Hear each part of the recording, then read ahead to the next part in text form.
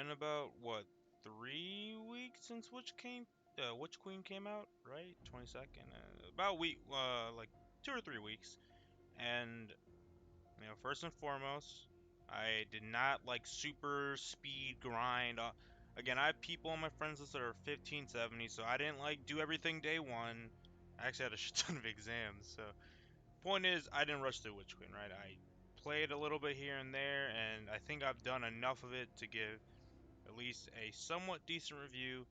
And for transparency, no, I do not have the deluxe edition, and no, I do not have the season. This is solely what Witch Queen has to offer on its own. None of the deluxe crap. Just if you buy Witch Queen, what will you get? Now, do I recommend buying the deluxe edition? If you already like Destiny, you probably already bought this because this thing already had like a million pre-orders. So, do you really even need to answer that question? Anyways, um, second point, Witch Queen in terms of expansions, I still think Forsaken is the better expansion. I'll tell you why. But in terms of campaign, I think The Witch Queen was well done. It was a very good campaign, probably better than Forsaken, and obviously a lot of time and effort went to the campaign. And I think it's neat that there's a legendary campaign that offers the new exotics as reward for completing it on everything on legendary. However, the stats are awful, so you might as well just farm in the lost sector. Also, the level, like the light level pacing, it isn't as bad as Beyond Light. There are chests that drop at the end of every encounter that will level you up through blues and will drop an upgrade module. And if you play on legendary from the get go, you should probably be on level the entire time. The only time I ran into like a steep power jump was at the last mission where I was like 1460 or 1440 and it's like 1500. So, but I was able to do it. So for the most part, it's not like Beyond Light. The best thing about Witch Queen right now, in terms of stories, that there's no stop and go bullshit, right? Like when you did Shadowkeep or Beyond Light, you had to do some miscellaneous go find X or go kill X enemy in whatever random ass location or do a patrol. That shit doesn't happen until after the campaign, so that's a very good change, and I'm glad that we can actually just play the fucking missions. Um, so yeah, again, no spoilers, but I think the campaign is good. It's well done, sure, whatever. The reason why I'm gonna say Forsaken still the better expansion is again the totality of Forsaken and all the content it added. And I'm not counting this. I'm not counting like Black Armory and all the way through. I'm just talking about like when Forsaken first came out compared to Witch Queen. Because the issue I have with Witch Queen right now is post campaign content. You really don't got a lot. There is the preservation mission, which is the like for instance how when the raid was beaten for Deepstone, you had the Eclipse Zone. When Forsaken was beaten, you know, at some point Shadow Throne opened up. This is kind of like this version of that. Now it's been this.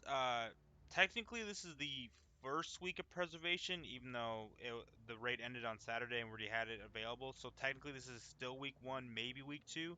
And I've noticed that the pyramid has it gets glowing brighter, so maybe there might be like a Forsaken in the third week it changes something completely. Don't know yet.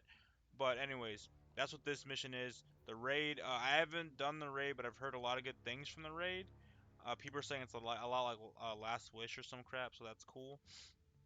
Oh, but yeah, so you have preservation. You have the weekly campaign mission, which just offers you like some ascendant alloy and some other shit for just doing a mission on whatever difficulty. There's champions in this one. Oh, I forgot to mention that in the legendary campaign and normal campaign there's no champions. The only time champions are involved are when you do the weekly campaign missions or the master one. The Court of Sabbath, or sorry, that's Season of Rivals. There's a new activity called Wellspring. Very short, very sweet. There's two versions: attack and defend. Your standard, you kill a lot of shit. You do a little, it's what you expect, right? Nothing too complicated. You figure it out. It's like super easy. This is where the Throne World weapons drop from. This and actually I'll explain that later. But yeah, so you have that two strikes. I think they're both great. I like the light blade strike. Good, really cool callback to the dark blade strike in Taken King. And then you have of course, you have the Throne World, and then you have the Enclave, which is really isn't anything. The Enclave is just like another tower, so it's mostly just Throne World. In terms of art, sound, design, like, do I even need to explain? It's always great. Not no questions there. Very good.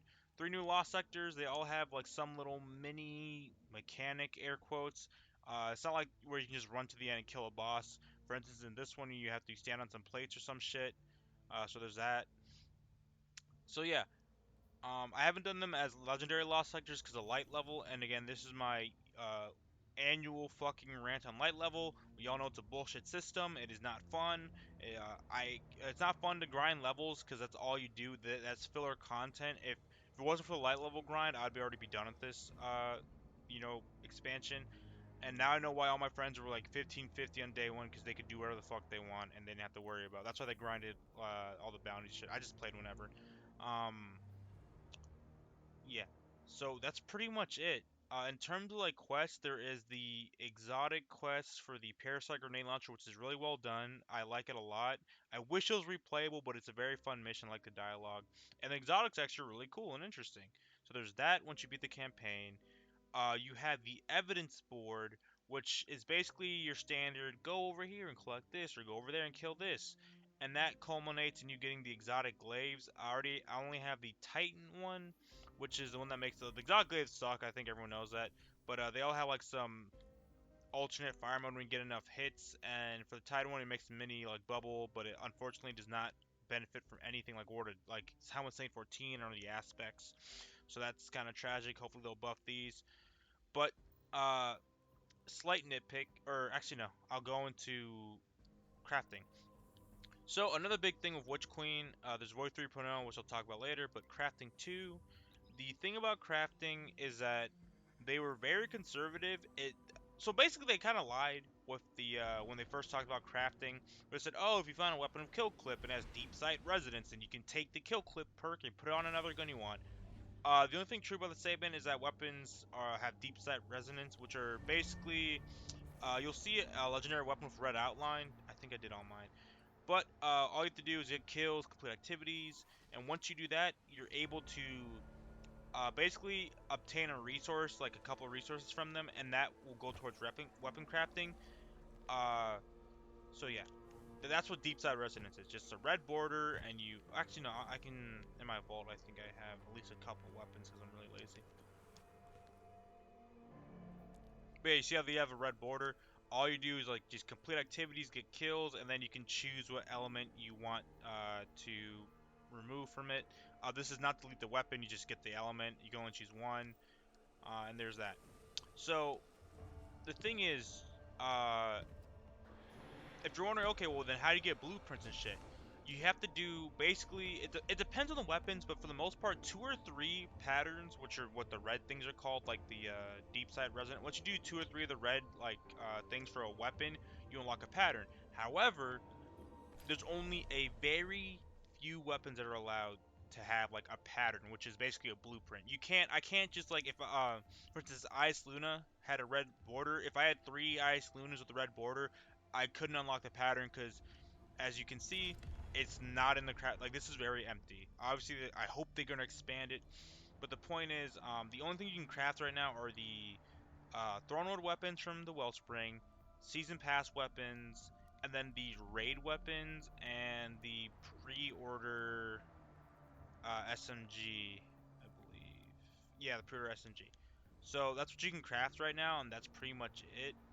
But yeah, let me show you. So to craft something, do I have something? Okay, I can do an energy weapon. So let's say, okay, let me explain this to you. Also, each thing has a different requirement. For instance, this come to pass, I need to get 2 of these with red outlines and unlock them to get the blueprint. The pulse rifle, I forgot that. Okay, that just comes from a quest. I think there's like, oh yeah, so this one needs 3. The bow I think needs 3, and this one needs 5, or this one also. Yeah, so it just depends on what the weapon is, and this is kind of the main issue because I'll explain it later. But well, let's just say I want to craft the fusion rifle, right? You click on it once you get the blueprint, the pattern. This is basically what your masterwork is. Obviously, I don't have Glimmer, I'm poor as shit, so you choose that. Also, a lot of this stuff will be locked. If you see, it requires weapon level 7. Weapon levels are the same as the deep sight resonance bullshit. You just get it from killing stuff and doing activities. So yeah, like off the bat, you're not gonna have a lot of shit, right? This is nothing. Uh, Also, you see the element costs or neutral elements. You just get that from leveling up a weapon or just getting stuff from deep sight resonance weapons. And then boom, there you go. And mementos, I believe, are skins. I haven't gotten one yet, so I don't know. And then you craft the weapon, right? Uh, you notice these are gold, right? These are enhanced perks, and for the most part, they provide an additional benefit. Nothing too crazy. I mean, in the case of the bow, the successful warm up and the enhanced Archer's Temple makes it like Hush, and the 1-2 punch was really good until they got nerfed. But for the most part, enhanced perks don't really make a difference, and they cost an Ascendant Ally, which is a new super rare resource that you can only get from the weekly missions or doing Raoul, or purchasing it from Raoul for like 400 legendary shards. So there's that. And my tip is don't get these unless you really like the perk combination and you really like it. Because again, like these are minor benefits. It's like a impact casing, right? Where it's like, oh, it's only 5% more damage on a rocket, even though like, but some people care. But anyways, let's say you craft a weapon. Let's say you want to, uh, edit some perks on your, weapon you already crafted. So then you go back to here, go to reshape, uh, item lock, whatever. And then boom, now you can whatever, choose whatever. And yeah, that's pretty much weapon crafting. Nothing too complicated. There's a couple issues like the resource caps are really small, and this really isn't a type of system where you can kind of like, oh, I kind of want to switch it out and do this, because since your resource cap's really small and it costs a lot. Again, like just switching this and then switching that's gonna cost a lot of neutral element and shit. So it's not it's really isn't allowing doesn't allow people to play around with stuff for the most part. And especially with the enhanced perks, it's like ugh. So that's kind of a problem. Second problem too is getting the blueprints in the first place. Now it's just Thursday, so they've already addressed this. But for instance, Wellspring, right? This is how you get the Thronewood weapons, and to get the exotic glaives, you need to craft not all the Thronewood weapons, but I think at least like four of them, which is Come to Pass, Tarnation, Likely Suspect, and some other crap. The point is, remember, like I said, you have to get a weapon with a red border to drop. Then complete the Deep Sat Resonance, and then do that again in the case of Come to Pass another time. So that means you need two Come to Passes with red outlines. The issue is that when a weapon drops, it is not guaranteed to have a red outline. This is back again. I've done this before Thursday. I spent an entire day doing this. I got when I finally get the weapon to drop, didn't have red outline, so it's useless. Oh, I finally got a weapon to drop with red outline. Cool. Now I have to hope for it again. And now you see the problem. Like, okay, now I get a weapon to drop. It doesn't have an outline, so it's useless. So this and that. Like, you know what I mean? That's the main issue. They said they've addressed this, but Bungie has a really good habit of making an activity that isn't so bad, like Dare's Returnity or Wellspring, but then not forcing you, but you basically grind it so much that you hate it. Like I'm pretty much done with Wellspring at this point. I don't want to touch it again.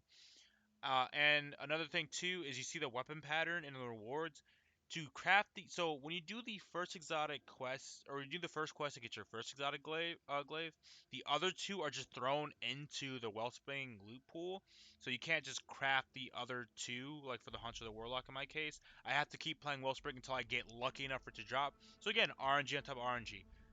Really fucking ass. Um, Now, I think that's everything about weapon crafting. Void 3.0 is broken as shit. From my understanding, I thought they're gonna nerf hunters and all this other shit, and warlocks are gonna be no. Every single class is overpowered as shit. Um, what is there to talk about? Like, I don't even know. Dev- for the most part, they're net buffs.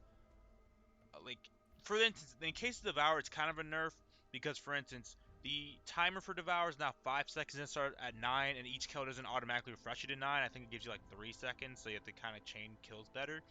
And to start Devour, you have to get an ability kill. It's not like before where you just eat your grenade and then you can start Devour. So like in Crucible, it's a nerf because I'd usually like you'd want to pre-activate Devour, or again, and just in general, like if you're low health, you could just use your grenade to heal yourself to full. So that doesn't exist anymore. But again, you can have Bloom, which is I believe is that's undermining. Hold on. You can have like Bloom with Devour now. This gives you a little Void Buddy that will debuff enemy. Like all Void classes have debuffs on command now. Um, So that's like really overpowered. Like I don't want to get too much into it because it kind of is going to take away from the main point. Point is, all these are overpowered. The only issue I've had with Void 3.0 is that it kind of homogenizes all the classes, or it kind of makes them feel all the same. Luke Smith said something, I think during the seasonal rivals, Vidoc, where he's like, we want to step away from every class kind of feeling the same, and I agreed with him. The main issue I had, like, you're the lead director, and you're the guys that kind of made Wells and Rifts, that, and Icarus Dash kind of stole Tide's identity and all this other shit. But the point is, uh, like for instance, you can have all the grenades now. Suppressors are not solely unique to Void Titans. Now every class can have it. Devour is not solely unique to Void Warlocks. You can I haven't unlocked them yet, but there's a thing that gives you Devour, right? Wait, no, where is it? Where is it's one of these. Whatever. Yeah, picking up orders against Devour. Also, every class has some form of invisibility now built in. It's not just unique to Void Hunters, right? And like, it's like, oh, something in the world. I'm not crying like, oh man, now Hunters are. No, I just doesn't hurt anyone. I'm just saying from a design perspective. For me, I kind of don't like how every class can kind of do this. Like, there's nothing really unique about the Void subclasses between each other anymore, right? Like Hunter, Void, and Viz. Devour Warlock was like a killing machine, and then Titan was kind of ability spam, like buffer with like. Now they all can do that, right? Every class can have a debuff. Every class can go to invisible. Every class can have whatever. And if that sounds great to you, that's good. I think the Void 3.0 is really good. No, the only issue I have is to unlock the grenade, you have to go to Ikora and pay 25,000 Glimmer, and it's only unlocked on that character. That means you have to go to each and every character, buy all the grenades, and buy all the aspects. And, you know, the cap is 25,000, and I'm telling you, this is more than 25,000 if you're going to do all three characters. So you're going to do some Glimmer farming, which is dumb. If you want to change your super, you just go up to here. And yeah, that's Void 3.0. It's really good. Uh, and I hope. I was surprised Void was the one that get the rework. I thought Arc for sure, because Arc has probably the least played. Like, I don't see anyone really playing Arc Stride outside of Crucible. For for Arc on Tides, you're only really using. I've only seen people really use Thunder Crash, and then Arc. I usually only see people using Chaos Reach on Arc Warlocks. For the most part, like I know there's niche case, like I use Top Tree with Hard Amos Light for some shit, but you know what I mean. Like, if you were to ask me what are the two best subclasses, I think everyone would say like Void and Solar. Arc was the weakest, so I'm surprised Void got reworked first, but I guess it was the easier one. I'm pretty sure I've heard rumors of Arc being reworked next, so that's gonna be interesting. But that's pretty much Witch Queen. There's not really much to do post campaign, and again, for people who bought the deluxe edition, they have the a season right now, so they probably don't feel that because they have the seasonal activity plus the new exotic secret mission or whatever and all this other shit. So, purely from an expansion standpoint, there's actually there's not a lot in Witch Queen, but but I don't mean to say that's a negative. Like the quality of the campaigns, you can obviously tell there's qualities, quality over quantity, right? There might not be a lot of stuff to do, but the stuff to do has quality to it, right? There's some replayability because it's just so well made. Um, and the reason why I say Forsaken was better is because again, it gave us new subclasses, three new subclasses for each character, so that's like in total what 3 times 3 or something, or like three. The point is they're the rework of our new subclass for everyone, rework of the weapon system, new strikes, two new destinations, uh, and just like a host of changes. This one only gave us really one destination, which is the Throne World. Void 3.0, which is a rework of an existing subclass. Two new strikes, which are good. Exotic quests, which are okay. Yeah, I was gonna say Forsaken had a lot of exotic quests. In terms of exotics too, there weren't a lot that were added, but again, I don't really fault them for that because there's already a lot of exotics in the game, so I don't expect them to have like 27 exotics every time a new expansion comes out. But let's see. I believe yeah they only added two armor pieces for each class, and then for weapons, yeah there's that's one, and then I believe the raid one, or that's two. Well, that's for the season, but I'll count that's two. And then I think yeah, 3, 4, and then 5, 6. Okay, that's still a lot, but overall, if you want to buy Witch Queen, if you're like me, you're on the fence, I think it's worth the investment. Again, I'm a weird person. I like to do lost sectors and raids. Like if you remember the when they sent out the email showing your like your activity breakdown. I played more open world and raids than I did like Strike, Crucible, and Gambit. So like for me, this expansion is really well done. For someone like if you're a Crucible person, this is definitely isn't for you. I think you only got 2 maps bringing getting out of the DCV, which are like this Vostok, and I forgot the other one. Like there's no new maps for Crucible, so and I'm pretty sure Void 3.0 is already like fucking Crucible's balance in the ass again. So yeah, if you're a Crucible player, I don't know what to do for you, but if you're PvE, I definitely recommend it. Again, like I'm pretty sure most people already bought the fucking expansion, right? Most people. Um, I'll probably get the deluxe, maybe. Again, the reason why I'm not going super hard too, like I'm not like, oh man, this is whatever, is because there's a lot of games that came out that are really good. I'm not into like Dark Souls game, but I heard Elden Ring is really good. Horizon's Forbidden West, I'm playing the fuck out of that. Risk of Rain 2's DLC just came out, so I've been playing that. So I've been playing other games. I haven't gone super hard into Destiny, so I'm not really like complaining with the lack of content. I mean, I guess that's how it's supposed to be, right? Like you know. But yeah, overall, I think Witch Queen was a good expansion. I it definitely broke Bungie's track record of being ass, because their solo track record of Shadowkeep and Beyond Light were not good at all. Beyond Light was solely saved because of Stasis and how broken that shit was, and Shadowkeep was, uh, was like, oh, hype because this is now we can control Destiny because we broke up from Activision, guys, and it's like, yeah, well, Activision really wasn't the problem in the beginning, but people who knew that already, for a long time.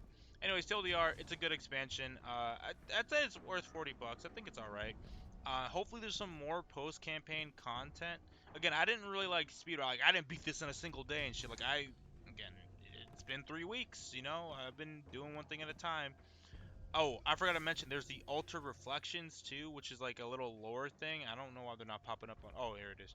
Oh yeah, I was say in terms of lore, there's a lot of really cool lore for Witch Queen. If you care about the story, I think it's really well done. There's a lot of cool lore, especially involving the raid. There's a lot of cool shit there. The preservation mission, slight spoiler, will take you into the raid.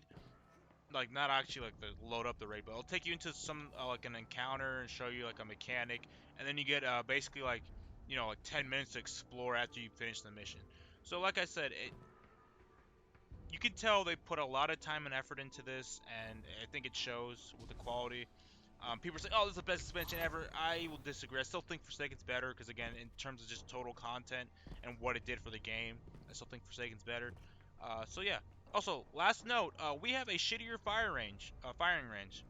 So if you come back here, you can like shoot at these or whatever. So there you go.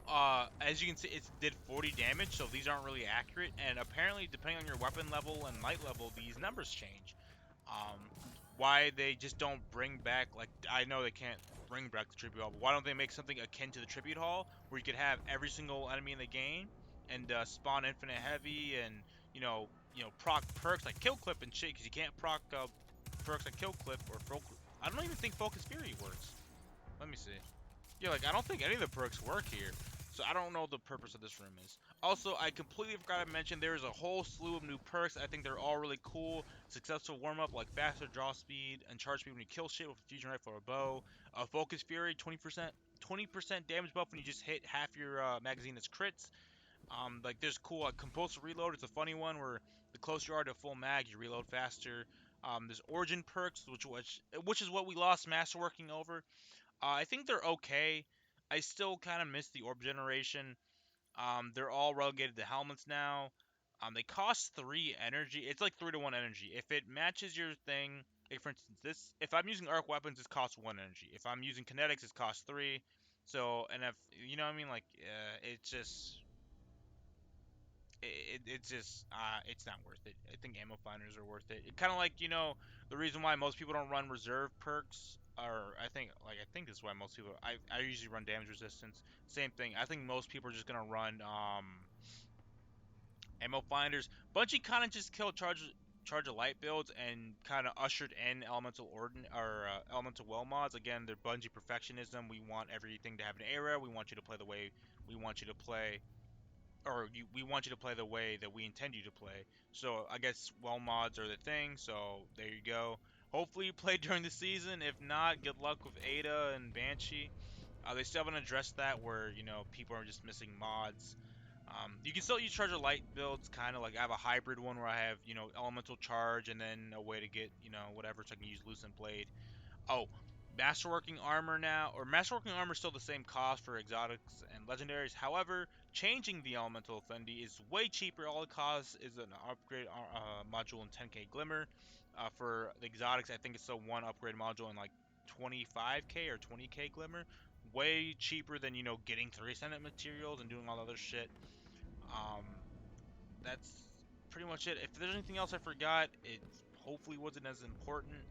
But yeah, that's Witch Queen, and I guess I'll stick around. I guess this isn't it. I'm not quitting Destiny, not yet. We'll see how it turns out. But anyways, thanks for watching.